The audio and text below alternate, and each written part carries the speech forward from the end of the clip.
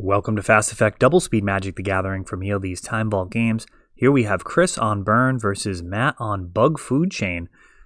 It is a combo deck, but it's not necessarily the fastest combo deck, so we'll see how this plays out. Burn can be very fast. Food Chain kind of has like a mid-rangey feel, with also the ability to just potentially combo off technically as soon as turn 2. More often, like turn 3 or 4 is a pretty fast game for Food Chain, and we've got a Monastery Swift Spears leading out, doing a point of damage. That is its job. If it can add up to more than 3 damage, it's done its job. I mean, technically, if it does 3 damage, you're reasonably happy. And the fetch land.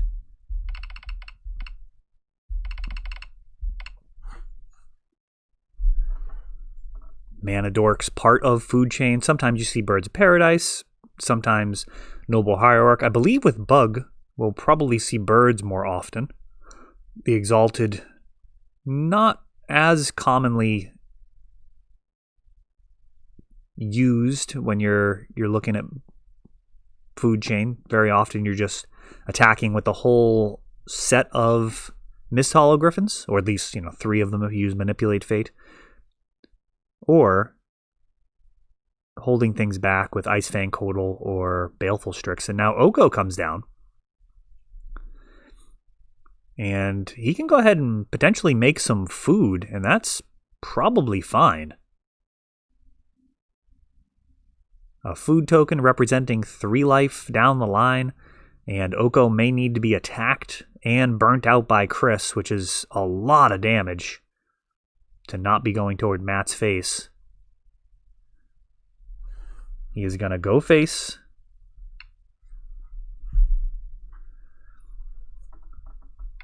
Sending and a lightning bolt. That's going to put Matt down to 10. And so far... Oh, we actually have a Force of Will. Wow. Force of Willing a bolt.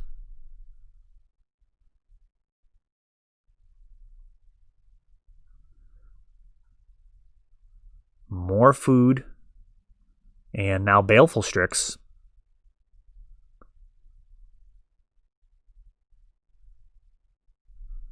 Now this is surprising.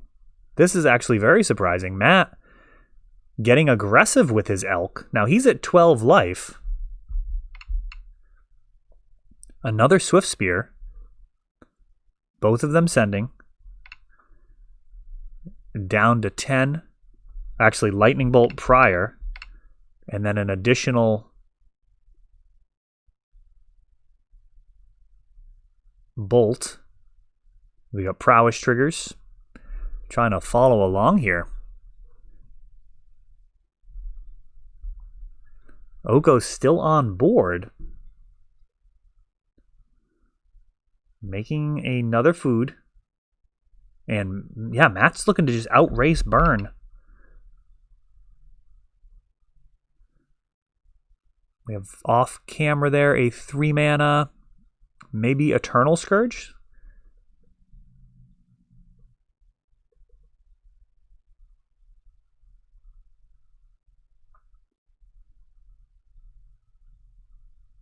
Monastery Swift Spear very quickly gets outclassed by opposing threats. It's really about those first couple of turns where it can punch through extra damage, especially with those Prowess triggers.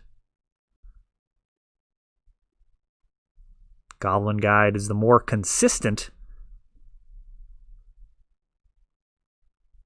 Oko just so much. So much loyalty. We've got a Price of Progress pushing through 2 damage.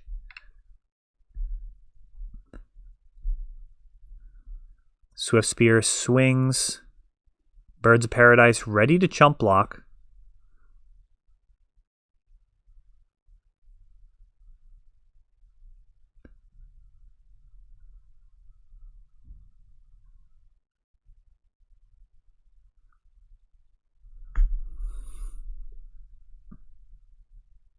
It did look like 3 mana was spent there.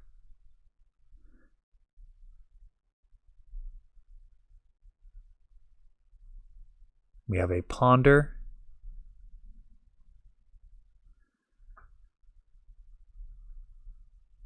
And now Euro, and that feels like that may just be a nail in the coffin. Gaining 3 life.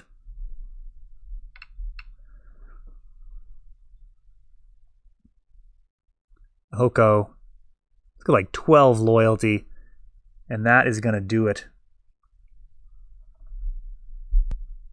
Euro, such a devastating card for Burn to face off against. I mean, very often they can win so fast that he's not relevant, but Euro, when you're casting him versus fair decks, you are basically moving toward victory. There's no downside whatsoever. We've got a pair of Swift Spears, and a Lightning Bolt's going to go up top.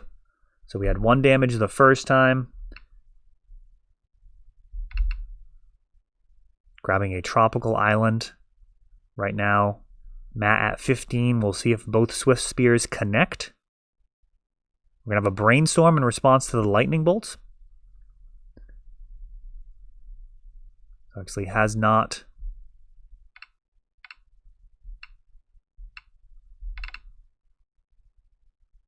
Had not resolved. So he's going to be at 13. Force of Willing the Lightning Bolt, saving on just 2 life. You have a Chain Lightning now. Pre-combat. And this game could be over this turn. That's how fast Burn can be. It is a budget deck, but it is deadly serious. As Matt is currently sitting at 6, he's got a Leovold. And that's going to get Pyroblasted. Ooh, that is a huge tempo loss. Pyroblast. A much stronger card. Oh, Price of Progress plus the Swift Spear triggers, easily carrying that game. Tying that up. When your opponent's investing 3 mana in a Leovold or a Show and Tell, when that gets countered and you're playing Burn, that is very often game over. As long as you haven't over-sideboarded and found yourself in a situation where you're trying to play the control deck, it's really about the tempo loss. And one of the nice things about Pyroblast compared to Red Elemental Blast to keep in mind is Pyroblast does not need a target. Pyroblast does not need much of a target. It can be any spell or any permanent, whereas Red Elemental Blast needs a blue permanent or blue spell. Doesn't often come up as relevant, but when you're playing a deck like Burn that has Swift Spear, you actually do want to be able to play a Pyroblast just for lulz to potentially get prowess triggers. You don't really need to go out of your way, I think, in Legacy, trying to figure out cards like that based off of what your opponent may or may not be playing. For example, if they have Mindslaver, you actually would rather have Red Elemental Blast because they wouldn't be able to get it out of your hand as easily. But, I mean, niche cases like that are not really worth examining when you have synergy within your own deck that you could be overlooking. So, in the case where you're running Swift Spear, you definitely want the Pyroblast just to be able to run it out there and get those extra prowess triggers. That can be... There's going to be some games you're going to win because of that. The Goblin Guide has pushed through a little bit of damage, and Bird's the word. This Baleful Strix is a target. Smash to Smithereens would be an interesting reply. And it looks like Chris actually just going face. A little surprised by that. I would expect the Baleful Strix to actually be taken out instead. Maybe he has Smash to Smithereens in the deck and is going to be looking to use that later. The conventional wisdom is to clear those blockers out of the way and just keep chipping away. For example, if he was able to get in for 2 damage last turn and then 2 damage this turn, he's already got a return on investment of a Chain Lightning. Another Manipulate Fate. First Manipulate Fate of this matchup. We've got a Pyroblast getting Flusterstormed. Flusterstorm gonna resolve. And does he have another Pyroblast, or is this Manipulate Fate gonna happen? It is.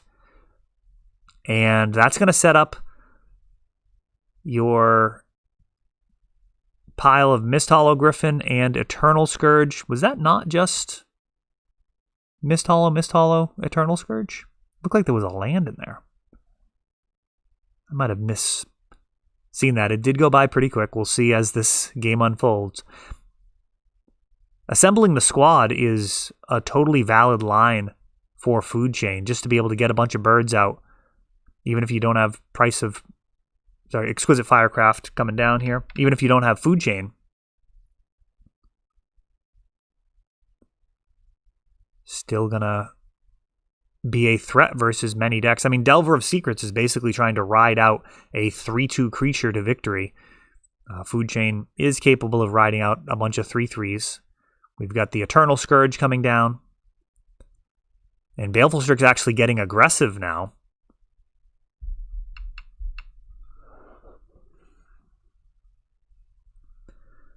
Sulfuric Vortex. That is going to prevent life gain and do 2 damage to each player each turn. So Bug now has a clock set on it. Not the fastest clock, but something does need to be done about it. Luckily, he does have these Mist Hollow Griffins at his disposal. Eternal Scourge swings.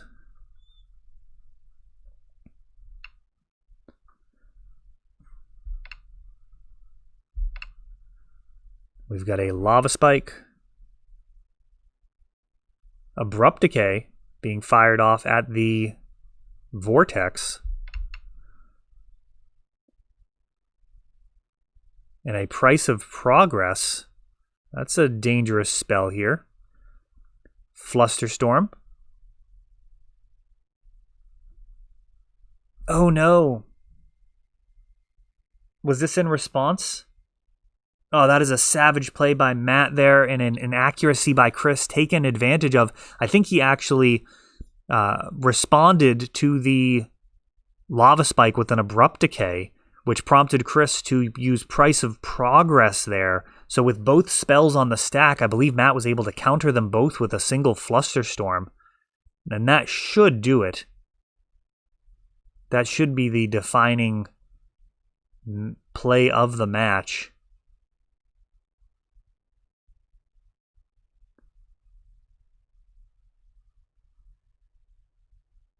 It's possible Chris will top deck enough burn to get out of this, but Baleful Strix. Drawing a card. And these Mist Hollows still not finding their way into play. Chris now needing to chump block.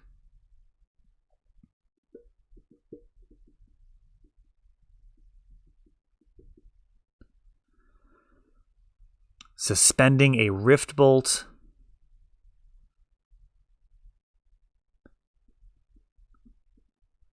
It's always important to remember you can always pay full retail for Rift Bolt. Worst case scenario, you can pay 3 to get it that turn if it's absolutely necessary. I have seen players forget about that in situations where it would actually be incredibly important, particularly in killing opposing creatures. I mean, killing a creature now versus later is pretty significant. We got damage coming in.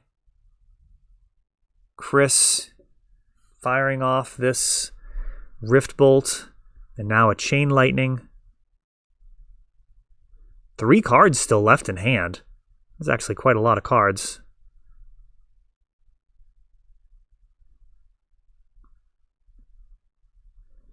We've got a fetch.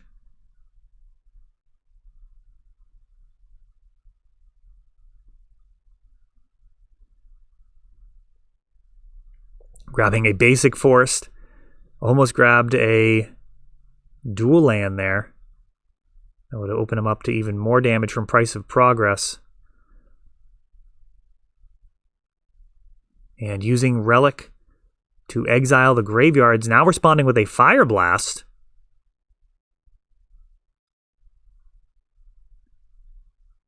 And that's actually going to be lethal. So Chris actually dealing lethal damage with burn. All right, I am surprised. Despite getting the 2-for-1 with Flusterstorm, Burn's still getting there. That is all for this one, but don't worry, there is a lot more. You can check out our older videos, and we're always putting out new videos from ELD's Time Vault games in Bellingham, Massachusetts. If you want to help the channel, of course, you can like, subscribe, share, tap that notification bell so you can know the next time our new videos come out. Thanks for watching.